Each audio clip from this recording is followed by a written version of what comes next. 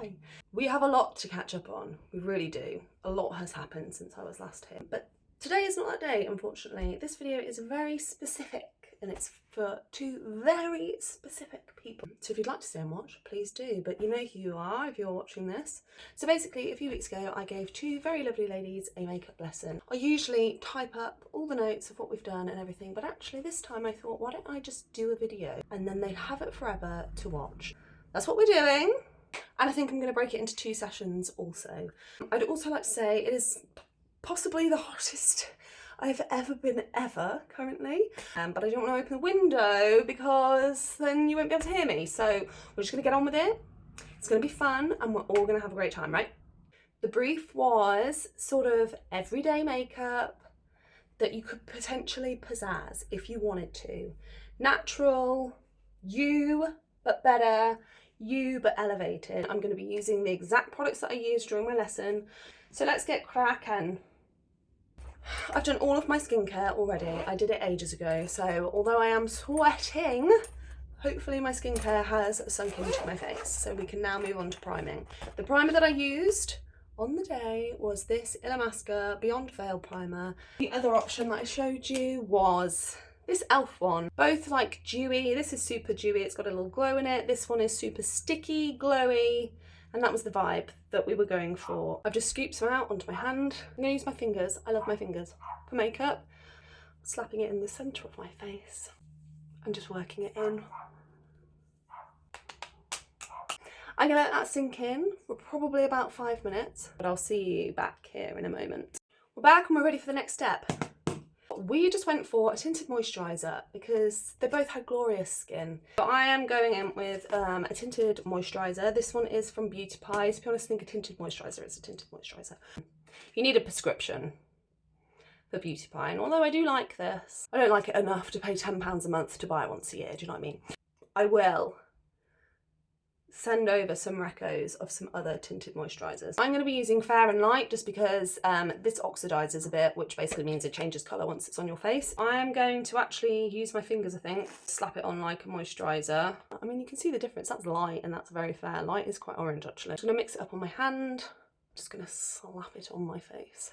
If I put anything all over my face, it is tinted moisturiser.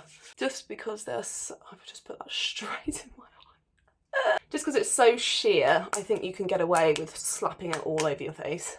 If you choose to use a brush, I would on other people, but even after I've used a brush, I still go in with my hand and just sort of stamp it into my face.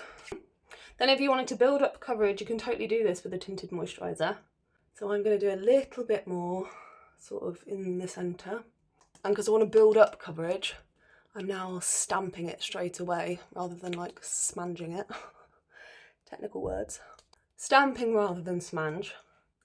It essentially just keeps the product where you put it. Right, and before we move on to anything else, we're just going to let that sit for a little bit. So I'll be back in a moment.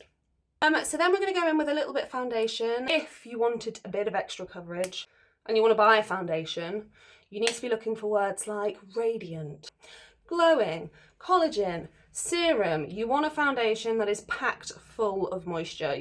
So I'm going to be using this Pays one. We all know the story behind this. Got it from TK Maxx on a whim. Loved it. Bought every colour. Also, never put product directly onto my face. I always put it on the back of my hand just because I can build up the coverage that I want. I've got a little bit on my finger, and to be honest, I really like doing all of my face makeup, like the base, with my finger. I know that on the lesson I used brushes, but that was probably because I was doing it on you. I feel like with your own fingers, you can really get in there. So if I were going to be putting foundation on, which I am for the purposes of this video, I would literally just put it on any problem areas. So for me, it's my chin. I have a lot of like spot scarring and stuff like that. So around my mouth there.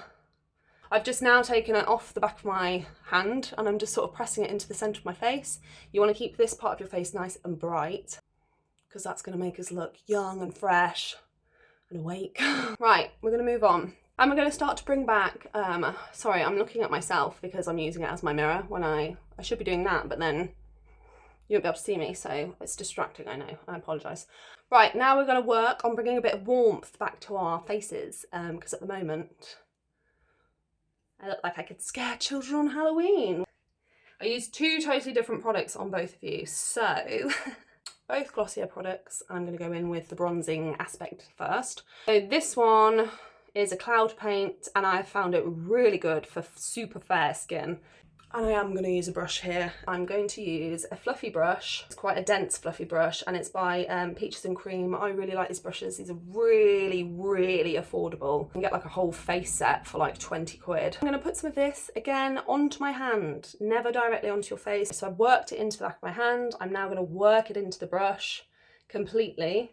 And basically I'm just going to hit it where you can kind of see already, this is quite good light for this, you can see where the shadows of my face are, and that's where I'm going to put this. And I start on the outside of my face. That's where I want the deepest part of the colour. And I can feel it's still very wet on here, so as soon as I can feel that wetness is no longer there, I'm going to apply more.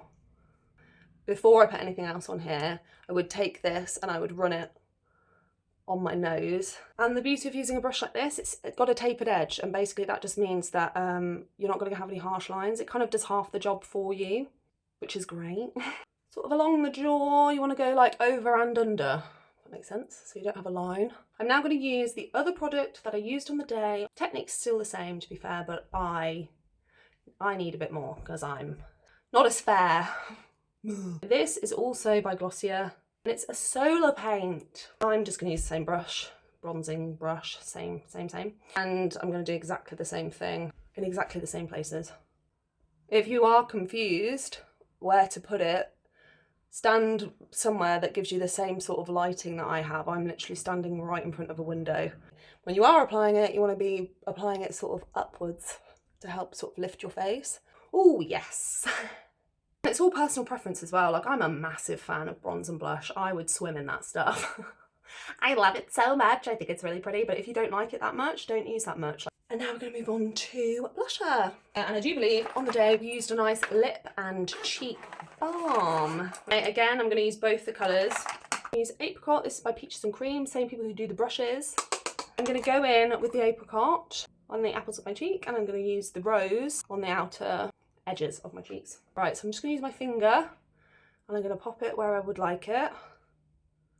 To be honest, with a product like this, fingers, and where I am placing this is essentially sort of just above where I've put the bronzer, but I'm also sort of putting it over the top of the bronzer as well, just to sort of like melt those two things in together. And I'm kind of using these, I like these fingers. Then I also like to use a clean finger to soften the edges. I'm also going to take a bit. I've put some on my wrist there, of course I have.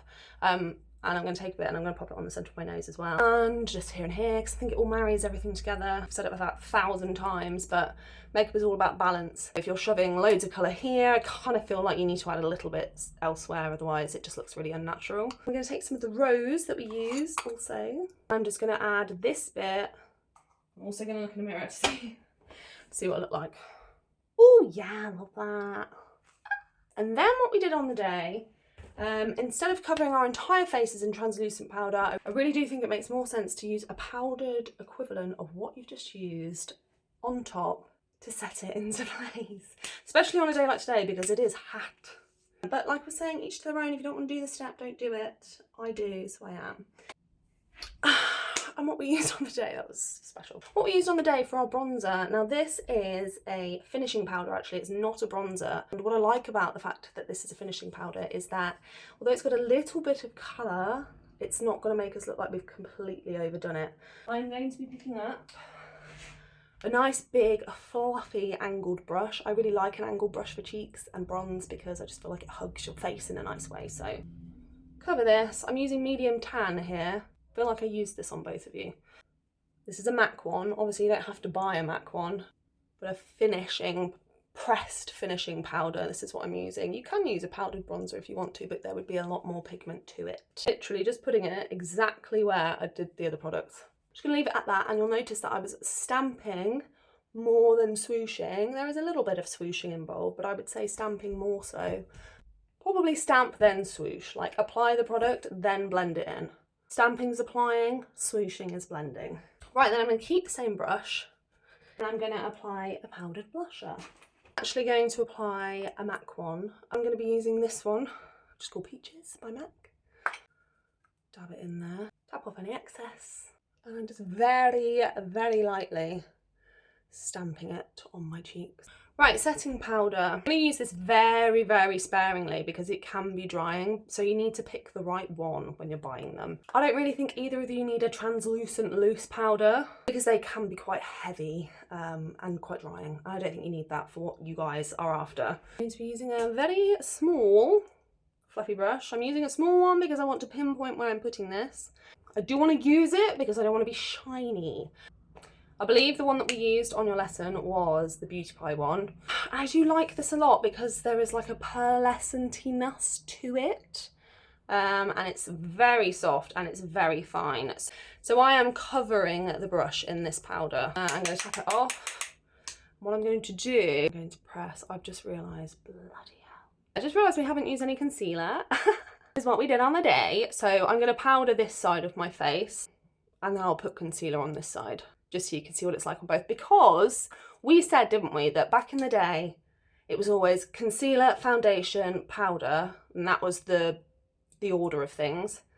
Whereas now, I think if you actually leave your concealer until last, you can kind of see whether you need any or not. That's actually done a really nice job. Right, so where I've put the powder is essentially where I have not powdered. I just want to take away the excess shine. Like, I don't want to be really shiny here, really. Right, let's do concealer on this side. I used this Aborian one. Big fan, big fan. And concealer's going to crease, gals, it is. The thicker the formula you use, the more likely it is to crease. So use something light and lovely, because once you've got your eyes and everything else on, you won't even notice it anyway. They've got SPF 25 in.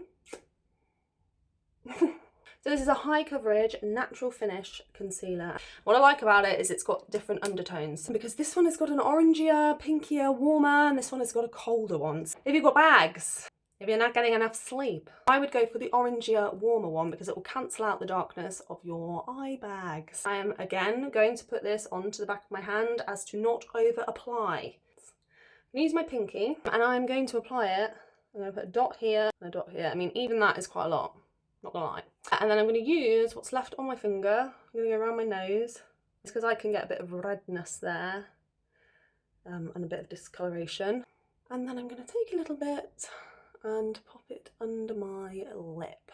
Why am I doing this, you ask? I'm doing it because when we come to do our lip makeup, I just feel like it helps sharpen that quite well. I always do leave it to kind of set a little bit because I find it thickens up a little bit and it's easier to work with. I'm going to take my ring finger, I would say, and I'm going to press where I've applied it a bajillion times, and I'm also going to bring it up here as well because I mean, I'm quite veiny on my eyelid. You can't put a load of concealer here and nothing here because then you're just going to accentuate if you've got any darkness on your upper eye. Then I'm going to bring it to here.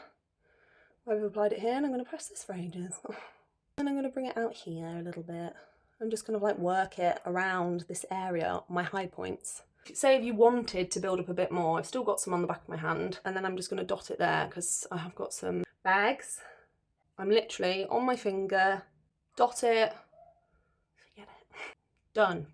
And just for the sake of blending everything in together, before I go in with the powder, I'm taking the brush that had the bronze, powdered bronze, and the powdered blush, and I'm just, there's nothing extra on here, I haven't applied anything extra on there, I think that's quite important, and I'm just sort of running it on the top there.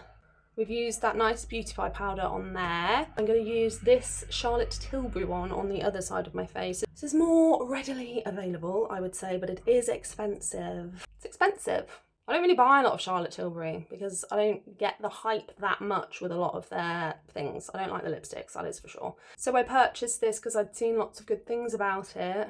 I bought it online, which I feel like was a mistake because when it came, this is not attached properly and that is spinning and that's annoying. Anyway, I've moved on. I don't care that much. I do. Right, so I've done exactly the same thing. I've loaded up the brush. I'm just going to give it a bit of a shake because this is a lot looser than the other one, I would say. And you can see where I need to take away the shine here. This is aging me a bit, I'd say. So I'm going to take this bit of shine away and probably a little bit above my eyebrow. I'm going to actually press.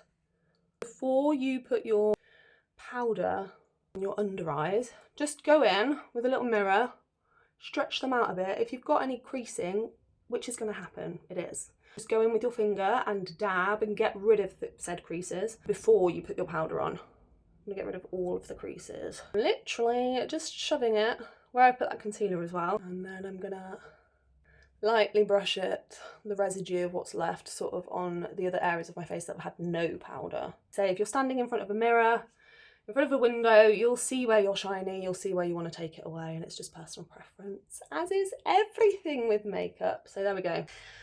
I should not be that out of breath from walking up the stairs. I know that. So before we finish, the base is done. We're going to use some setting spray. This is what I used on the day. I feel like a good setting spray.